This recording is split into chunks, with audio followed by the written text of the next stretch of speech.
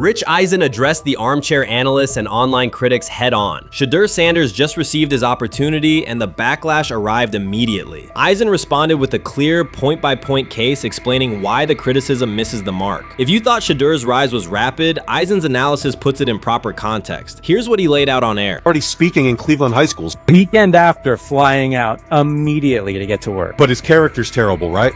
You know, and listen, oh, he interviewed bad, you know. According to who? The New York Giants? No offense, Bert. The same New York Giants that gave Daniel Jones a huge contract and let Saquon Barkley out the door. That's the intel we're trusting here? That was for him to celebrate. He just made, I mean, look, he put in work in college. He had the privilege of being coached by his father. Which we all would love and do. Turned around not one, but two programs in college football. And then literally for any athlete, being drafted at the highest level is a success story in itself. Rich Eisen delivered a direct response to the critics. He addressed the online claims reducing Shedeur Sanders to Deion Sanders' son instead of evaluating him as a quarterback on merit. Eisen challenged those assumptions and refocused the discussion on performance, preparation, and opportunity. Say Kenny Pickett had strained his hamstring. Shedeur, they say his first day in pass, 9 for 9, 2 touchdowns, no interceptions. They were just hating on this young guy. Within minutes, Rich Eisen delivered a structured breakdown, addressing each claim with evidence and dismantling weak narratives through clear analysis. He replaced speculation with data and kept the focus on what matters: decision-making, accuracy, leadership, preparation, and game management. The reality is simple. Shedeur Sanders was not given this opportunity. He earned it through performance and consistency against real competition. He accepted the role, met the standard, and handled the moment with professionalism and urgency. No shortcuts, no favors, just results and readiness. Eisen's point was direct. Evaluate Shedeur on his work, not assumptions, and acknowledge that he has justified the opportunity on the field. I've done it at 2 locations already, so it's simple. So that's why when people say I'm not, you know, one of the top quarterbacks or the top quarterback, because what are y'all going based off of? Because I did it year after year after year, and you see the progression. So it's like, obviously it got to be some type of external hate that you have for the family, for the last name, for anything, because I know I proved myself. While many were still debating whether he was NFL ready, Shedeur Sanders stepped onto the practice field and operated like a clear QB1, setting protections, controlling tempo, and executing the plan. The narrative that he is just flash, media attention, or his father's influence does not hold up against his work in installs, progressions, and situational drills. What he showed was composure, efficiency, and command of the offense. He processed quickly, protected the football, and delivered on-time throws, demonstrating preparation and control. I'm a firm believer. If I wanted Shedeur Sanders at 2, at worst at 33, of course I already think that he's better than other quarterbacks. Because that's the type of talent, that's where I would have picked him at. And if he was at 2 or 33, and he still had this same exact skill set, we would be talking about him starting and playing. Right. Well, there'd only be 3 quarterbacks. It'd be 3 quarterbacks, not 4. Yeah. But since he moved to the 5th round, that's cool. They might have to go along with it. But to me, I think if you ask who got the best tools, I'm going with Shedeur Sanders. From the first day of camp, he was not there to get by. He arrived to lead. There was no hesitation in installs, no lapses in fundamentals, just precise timing, clean footwork, and consistent velocity to every level of the field. He managed protections, controlled cadence, and delivered in situational work, showing command rather than learning on the fly. The approach was efficient and disciplined, with attention to detail and progressions and ball placement that reflected preparation, not improvisation. At the same time, Rich Eisen addressed the narrative directly and backed it with evidence.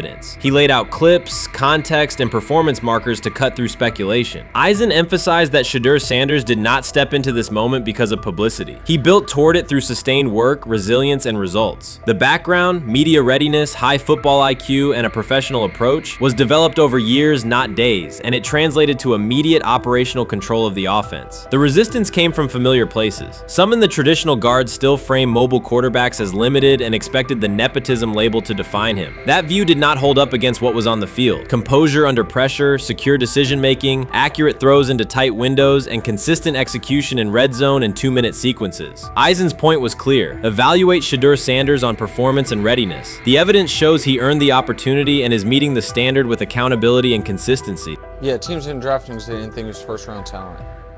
And the quote we played and that's on the screen, I think is flatly wrong.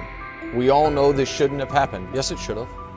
It should have happened because this wasn't. Now, again, teams can be wrong. The league as a whole can be wrong. Hell, the Baltimore Ravens drafted a 25-year-old tight end before they drafted Lamar Jackson in the same draft. The die is not cast on who Shedeur Sanders. He stated it plainly. This is not a celebrity appearance. This is a quarterback with pocket presence, leadership, and decision-making that stands on its own. You either show it or you settle into a backup role. Shedeur Sanders is not auditioning. He is establishing himself as the starter. When the opportunity arrived, whether through injury, trade, or depth chart changes, Shedeur was prepared and delivered. He did not hesitate. He executed the offense and finished drives. As others tried to catch up to what they were seeing, Rich Eisen reinforced the same message he has been repeating: evaluate the work. Camp reports have been consistently positive, but the important shift is how the performance is being received. Casual attendees who came to observe left talking about Shedeur's command and poise. Detailed observers focused on his pre-snap reads, protection checks, and audibles, highlighting the mechanics, timing, and ball placement that support efficient, controlled play. Shedeur Sanders doesn't ask for excuses. He hasn't blamed limited reps, patched together receiver groups, or fourth-string offensive linemen struggling against Cleveland's second-team defense. He shows up, works, and demonstrates why he belongs. On day 3 of Brown's training camp, for the first time since OTAs, he finally received something close to a fair opportunity. He lined up with the second unit during an 11-on-11 period and made the most of it. In 8 plays, he did what he typically does when given a chance. He executed. He went 2 for 2 on a quick series, finishing with a decisive throw to tight end Blake Whiteheart that immediately caught the sideline's attention. There was no hesitation in his drop, no unsettled feet, and no panic. Just firm, accurate timing and clean operation. It raised an obvious question. What has taken so long for the Browns to evaluate him with a functional group? The story isn't only about one throw, it's about the delay before it. Sanders has been the guy for most of his football life, commanding high school programs, starring in the Southwestern Athletic Conference at Jackson State, then operating under national attention at Colorado. For the first time, he's been told to wait. He has treated that reality as part of the job rather than a setback. He has prepared like a professional since the moment he arrived, and on the 3rd day of camp in heavy heat, he let the football represent his case. While coverage focused on the veteran presence of Kenny Pickett and Joe Flacco, Sanders made an impression with minimal volume. The difference with the second team was immediate. Protection held up, routes were on schedule, and progressions unfolded as designed. Within that structure, he looked like the quarterback who led efficient offenses at Jackson State and Colorado. Calm in the pocket, decisive in his reads, and accurate to tight windows. This was not simply a good practice period, it was a clear statement. He was not just operating the script, he was directing it. The timing was sharp, the reads were clean, and the seam throw to Whiteheart was a high-level anticipation throw, professional in placement and pace. The narrative around Sanders should reflect that when he is placed in a workable situation, his strengths are visible. Early work with 4th unit personnel included protection issues and unreliable spacing. With the 2nd unit, those variables stabilized and his work looked consistent with his resume. The performance supported a straightforward conclusion. The evaluation should move forward with higher quality reps. Sanders has been explicit about his approach. He does not request special treatment. He intends to be prepared so that when an opportunity appears, he can step in without a drop-off. He has said he wants to be ready for anything and not offer explanations after the fact. That mindset fits what teammates and coaches have observed. A quarterback focused on the assignment, not the conversation around it. The conditions were demanding: relentless sun, heavy humidity, and a practice tempo that stressed decision-making. Many players fatigued as the session wore on. Sanders did not show signs of rushing reads or forcing the ball. He managed the pocket, reset his base when necessary, and continued to deliver on time. The path he has taken, HBCU starter in the SWAC, then Power 5 starter under constant attention, has prepared him for compressed evaluation windows. He has been under scrutiny for years. The heat did not change his process. He moved defenders with his eyes, anticipated breaks, and stepped into throws with balance. The crowd was not chanting his name, and there were no ovations. That was irrelevant to the task. He is focused on the locker room and the staff, and he is building credibility the same way he did at previous stops, by being reliable when the ball is snapped. Quarterbacks coach Bill Musgrave has emphasized ignoring external noise and keeping attention on install, footwork, and timing. Sanders is familiar with the dynamic. He has been followed by cameras and commentary since his early teens. He has experience living with attention and still adhering to routine. Under heat, with a narrow set of snaps and multiple decision points, he stayed composed and effective. 2 speeding citations, 91 miles per hour in Brunswick and 101 miles per hour in Strongsville, became national items. General Manager Andrew Barry characterized the decisions as not smart and stressed that it's not only about driving fast, but about the safety of others. Sanders accepted responsibility, stated that he learned from the incidents, and said he would follow the rules. The attention to those citations did not alter his daily schedule or his practice preparation. He arrived early, stayed engaged, and kept the discussion centered on work. Away from the field, he spent time at Rainbow Terrace in Cleveland after a significant apartment fire, distributing supplies and checking on families affected by the incident. There was no formal media rollout around the visit. It was an instance of direct engagement with the community without publicity attached to it. That reflects the same approach he shows inside the building. Do the work first. Sanders treats each rep as if it might be his last for the day and his only chance to show a specific element on tape. He prepares for protections, cadence variations, route adjustments, and timing with a level of detail that compresses the learning curve. When he is not under center, he studies coverages from the sideline, charts plays, and reviews video before and after practice. He writes down the next day's calls so he can anticipate checks. He has reference using virtual simulation tools to replicate snaps he does not receive physically. That is not a passive stance, it is an active attempt to reduce the distance between classroom and field. He is building relationships across the roster, not just with projected starters. He communicates with defensive backs to understand what they see and how they react to certain stems. He spends time with offensive linemen to align on cadence and protection calls. He connects with newer players away from the facility so that communication improves in practice. That is practical leadership, consistent, low visibility work that becomes obvious when the ball is snapped and the operation is smooth.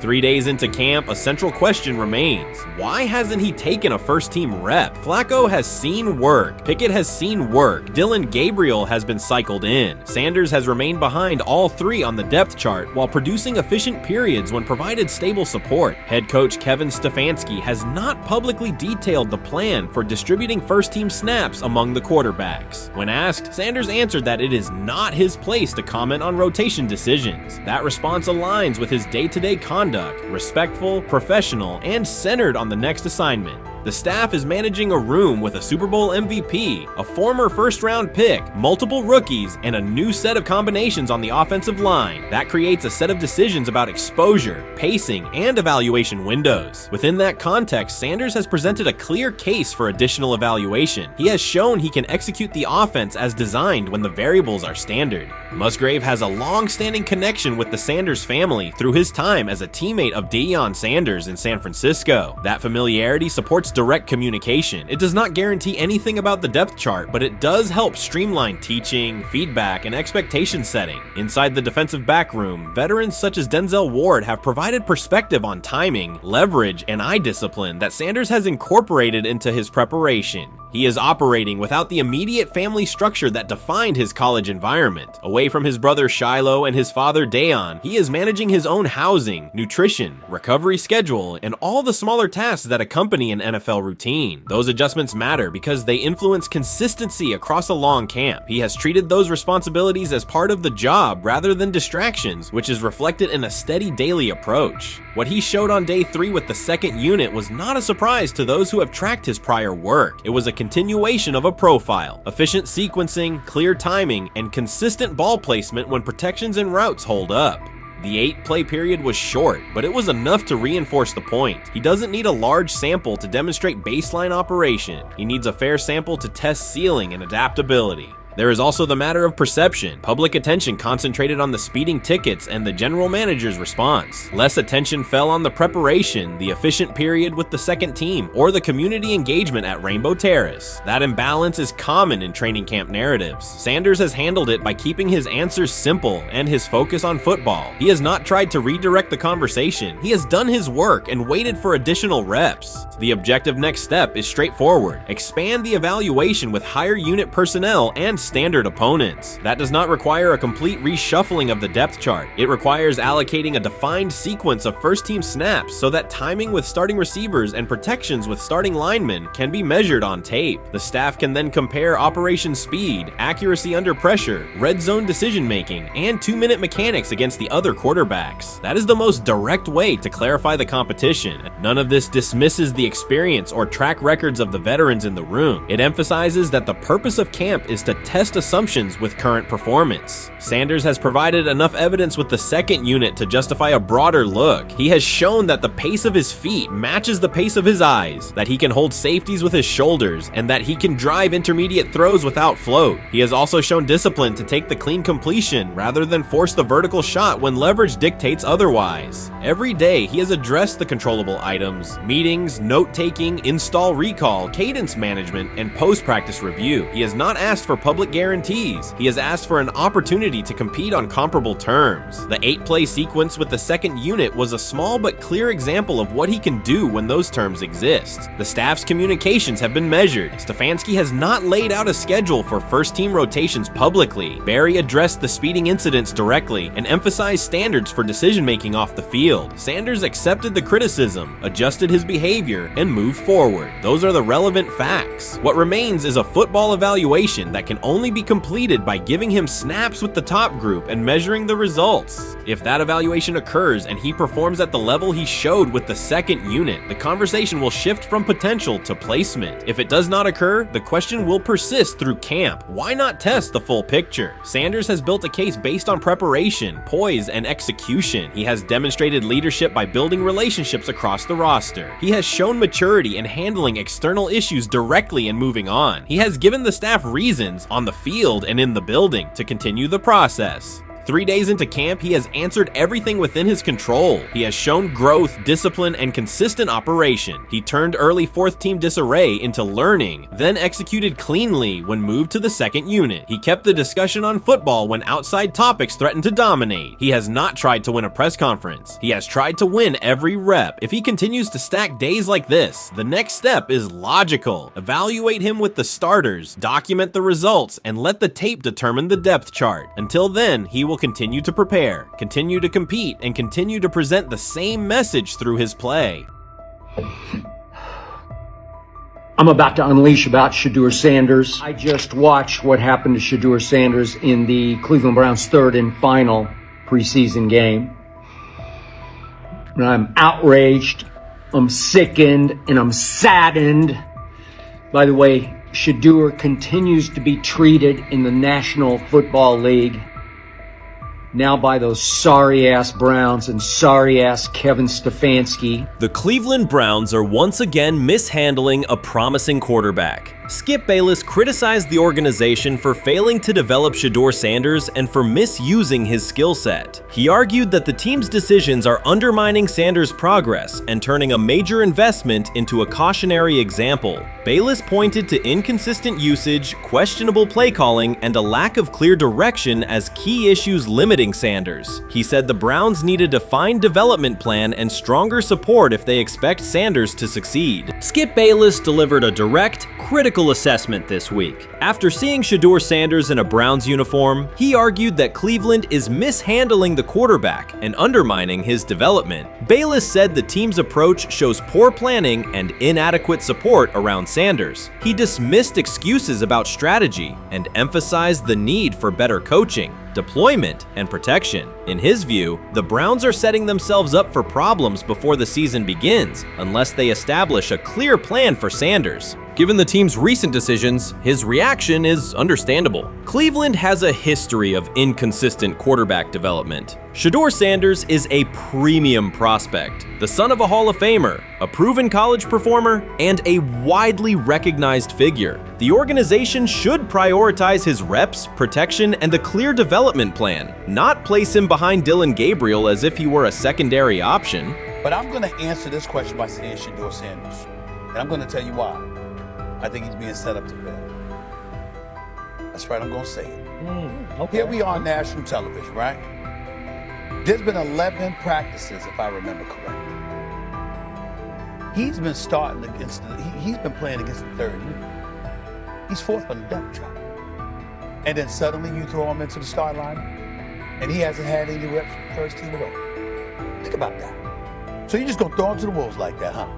I mean, you know, if he had first team snaps in practice. Yet here we are. Cleveland has one of the most publicized prospects and is handling him like a depth piece. The broader issue is the franchise's long record of quarterback instability and inconsistent development. That history colors every move they make. When the Browns draft a quarterback, fans don't anticipate a long-term answer. They brace for another reset. Shedeur Sanders should be treated as a priority, not as an afterthought behind Dillon Gabriel. Let's give him a chance.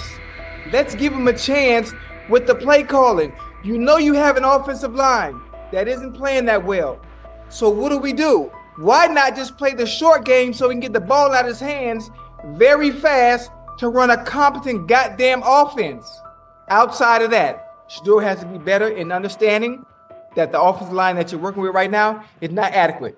Why not allow the players that are competing for a job, in this instance, Shedeur Sanders, to finish off the 2-minute drill? When Browns fans see another quarterback selected, they brace for another setback. The franchise's recent history, from Johnny Manziel's failed stint to the rocky handling of Baker Mayfield, reflects inconsistent development and short-term decision-making. Against that backdrop, Skip Bayless's reaction to Shedeur Sanders on Cleveland's roster was blunt. He argued the team is already mishandling a premium prospect by treating him as a secondary option instead of a centerpiece for the future. Bayless's position is straightforward. Sanders is not just a name, he brings proven college production, leadership traits, and significant visibility that can strengthen both the offense and the organization's broader profile. Burying him on the depth chart behind Dillon Gabriel signals a lack of a clear development plan and wastes early momentum. Instead, Bayless contends, Cleveland should establish a defined pathway.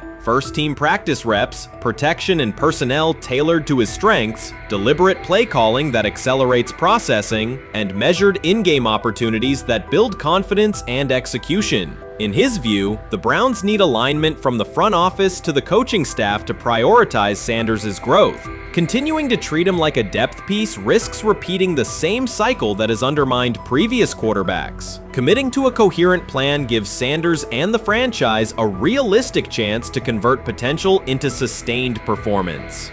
So before your final year at Miami, there's a lot of conversations revolved around Shedeur Sanders.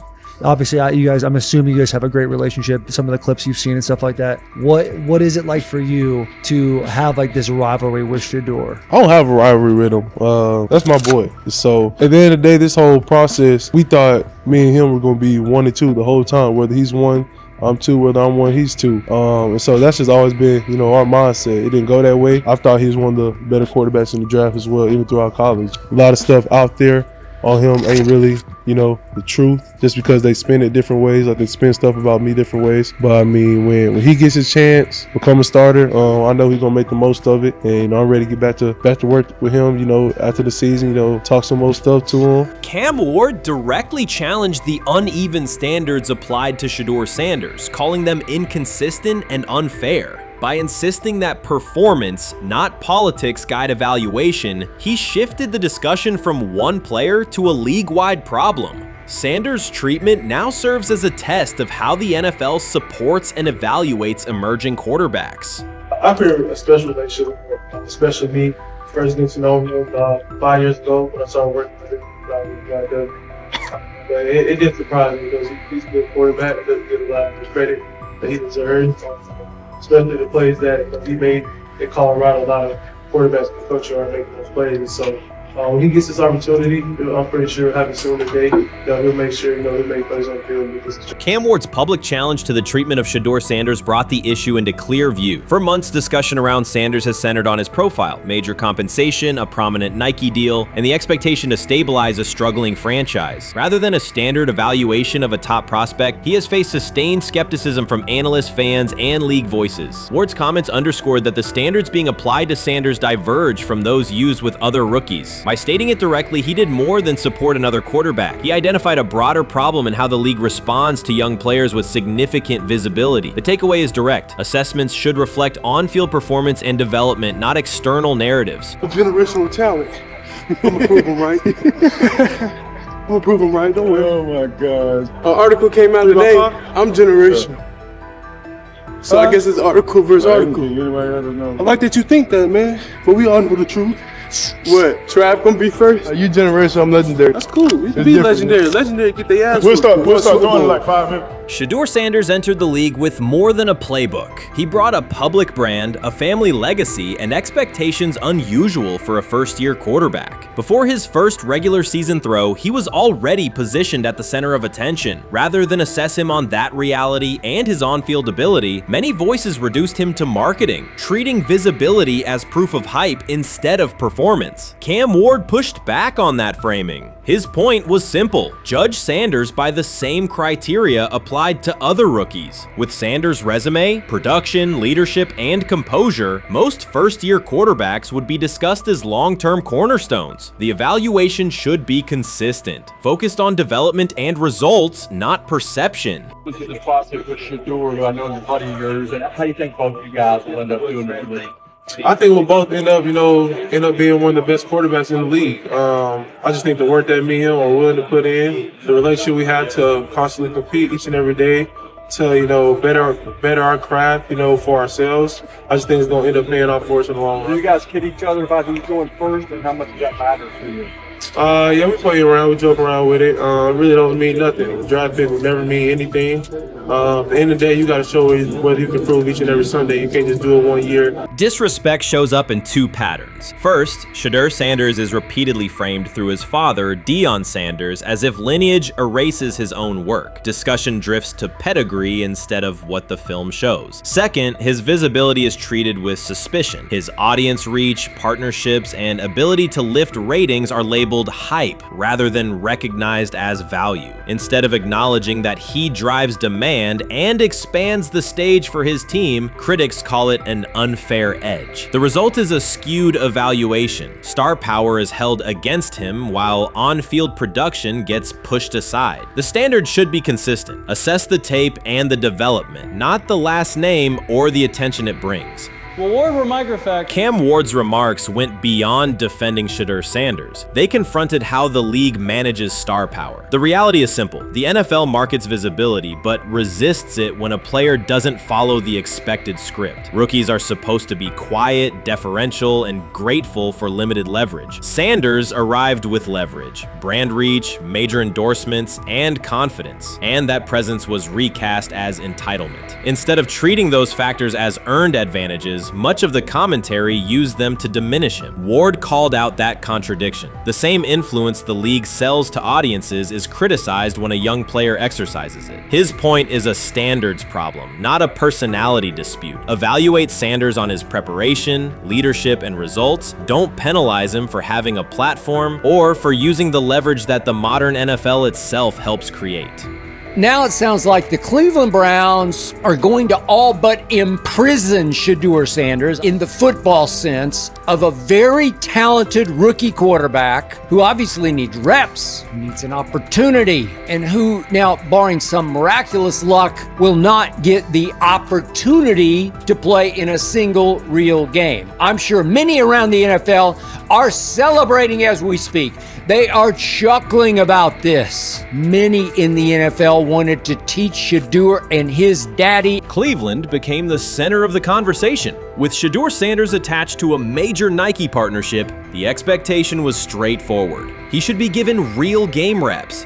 The Browns instead leaned on Joe Flacco as the default choice, treating stability as the safer path while sidelining a quarterback with clear cultural and commercial pull. Each week Sanders didn't see the field, scrutiny grew. Commentary questioned the value of his contract environment and relevance, and fan debate shifted from development to doubt. That wasn't measured evaluation. It was a delay framed as prudence that eroded confidence in the process. Cam Ward reset the terms of the debate. He pointed to an uneven standard. When veterans or other young players secure significant endorsements, it's considered smart business. When Sanders does it at scale, it's recast as ego or hype. Even the scope of his off-field agreements became ammunition against him rather than evidence of market demand. Ward's position is simple. Use one standard. Assess Sanders on preparation, decision-making, and progression, not on discomfort with his platform. Treat visibility as an asset, not a disqualifier. The issue isn't attitude or branding, it's the consistency of the evaluation. Ward called it directly. The treatment has been unequal, and it should be corrected by aligning opportunity with performance criteria. Fans need to recognize there's not a team in the league he'd start for. Not one. That's not ridiculous. That's not unfair. That's not a vast conspiracy. Shedeur Sanders fans are Angel Reese fans. They're just fair weather fans who don't really give a fuck about the sport. Most of them are just Dion fucking groupies that followed him when he went to fucking Colorado, just like Angel Reese's fans had never watched basketball prior to her playing at LSU, and they followed her to the WNBA and don't know shit about the sport. That's it. Now Dion fucking groupies are running around acting like, oh, this is payback to his dad. The timing is pivotal. Shedeur Sanders isn't trying to blend into the league's background. He's shaping the agenda. He drives debate segments, fuels short-form highlights, and moves merchandise at a pace most rookies never approach. By the metrics that define modern attention, he is the draw. Yet, a segment of observers continues to undercut him, not because of shortcomings on tape, but because of discomfort with how prominent he already is. Cam Ward put words to what many could see. Coverage around Sanders has been filtered through reaction to his visibility, rather than a clear read of his performance and growth. The market has already weighed in. Demand is real, not manufactured. Nike's record-level rookie endorsement aligned with that reality, signaling long-term value and cultural reach. This exposes a core contradiction. The NFL depends on star power to sell tickets, fill stadiums, and boost ratings, but it resists stars who set terms on their own. Visibility is celebrated until a player exercises it. The fix is straightforward. Apply one standard. Evaluate Sanders on preparation, decision-making, and results, and treat his platform as the asset it is. If the league benefits from his presence, its evaluation practices should reflect that same reality, consistently and without penalty for scale. Shedeur Sanders does not depend on league promotion. He established his platform before the NFL and continues to expand it on his own terms. That autonomy challenges the status quo. Cam Ward's support was more than a defense of a teammate. It was a warning that if the league holds to outdated expectations, it risks falling behind the very players who drive audience attention and revenue. Claims that Sanders lacks real popularity ignore measurable facts. A large, active following, consistent merchandise demand, and sustained coverage across major outlets. Doubts about his standing as a quarterback overlook his college production and growth indicators. The pattern is familiar. Efforts to minimize him increase his reach. Each skeptical headline widens the spotlight, and each dismissive take creates more engagement. You cannot reduce a player built for visibility by arguing he should be less visible. The practical outcome is the opposite. Scrutiny becomes signal. Sanders is not merely enduring criticism, he is turning it into momentum, converting attention into leverage on and off the field. Honestly, guys notice it more when you're out winning games, right? If Cleveland starts off in a bad start, they're not doing well, and all of a sudden Shedeur or Dylan Gabriel are doing well in 7-on-7, they're throwing dimes, and practice drills, the number one defense can't stop them. People take notice of that, and the more that the players see it, they're gonna then the comments start happening over the lunch table. They start happening throughout the building, and that's when the pressure really will get severe. The Cleveland Browns were focused on resolving their quarterback situation until Jason Kelce made pointed comments that triggered a strong reaction from ownership. The response inside the organization was immediate and intense. What exactly did Kelce say that has the dog pound on edge and the front office under pressure? We've seen that miserable game by the Cleveland Browns. So they throw Joe Flacco in there, and I like Joe Flacco. He did good, but they gave him the resource of all the first team guys. Then they throw Dylan Gabriel in there with first teams and second teams. So Dylan always is getting protected. The same thing again, they gave this scrub max protection on every play. Yeah, he completed some passes, but let's talk about his mistakes. He's still inconsistent with his throws, but he at least had max protection. The Cleveland Browns continue to be defined by inconsistency and avoidable setbacks. Even as fans hoped the organization had turned a corner, Jason Kelce, fresh off retirement, offered a direct critique that reignited doubts about the team's direction. His remarks implied the franchise's structure and decision-making remain unstable and recent progress may not hold. The takeaway for leadership is straightforward. Identify core issues, align on a coherent plan, and execute with discipline. For supporters, it's another sign that the problems run deeper than a single season. They throw Shedeur Sanders in there with the lowest cab drivers you couldn't even get on 5th Street. And I'm pissed off, bro, because the play calling was abysmal. Look, even if you don't like Shedeur didn't even get a chance to be trash. Even if you think Shedeur is garbage, he didn't even get a chance to be garbage. That's how awful the offensive line was. Kevin Stefanski still doesn't want to give Shedeur second strings and first strings reps. Why is that? Browns ownership's response shifted from measured to urgent. The pattern is familiar in Cleveland. The team once treated Johnny Manziel as a franchise solution, retained Hugh Jackson for a second year despite results, and invested heavily in Deshaun Watson through a costly trade and contract. These decisions reflect aggressive but poorly aligned planning. The outcome has been continued instability instead of sustained progress.